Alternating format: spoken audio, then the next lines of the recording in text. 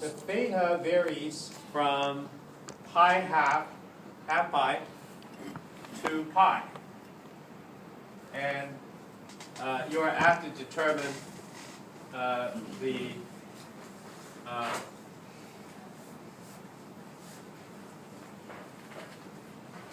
area. Right, so it's from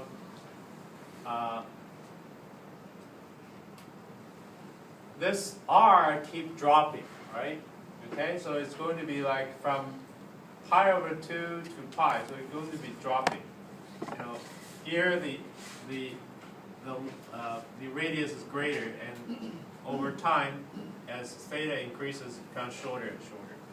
And so what is asking is this area, right? And you have to recall that one. 1/2 r squared d theta. We talked about that before. Yeah.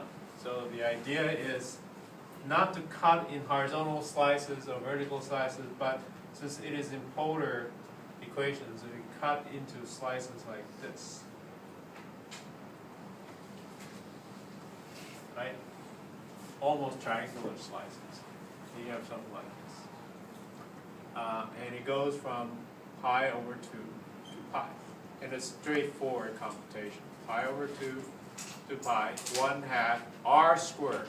That's e to the negative pi over 4 squared. And then d theta. And this should be easy. So just carry it out. And that turns out to be e to the negative pi over 4 minus e to the negative pi over 2. So most likely I'm going to give you a problem like this.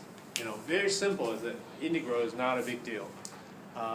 And in setting it up, you have to fully understand what that 1/2 r squared d theta means. Where does it come from? As soon as you know where it comes from geometrically, you'll never forget. You can easily construct it.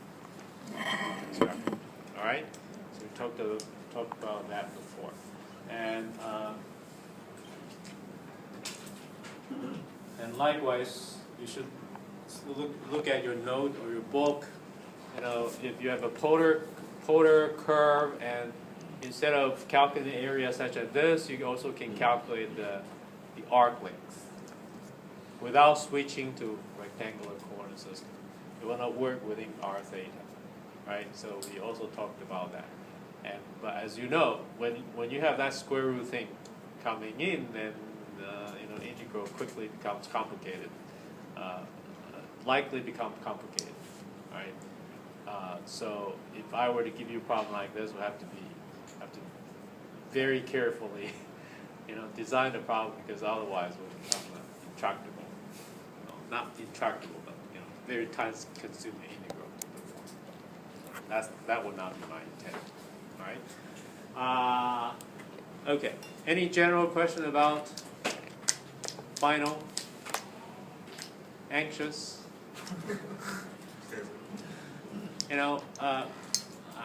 I don't want the final exam to be too challenging.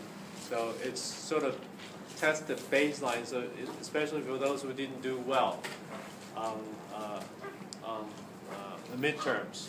So because this one take up 30%, is that right? So it's the best chance for you to do well and pass the course.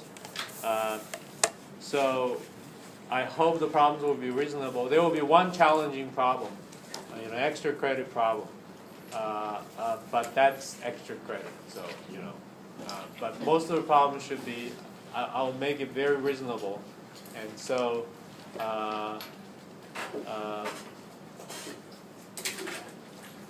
If you maintain some sort of baseline level, you should be able to do reasonably well. All right.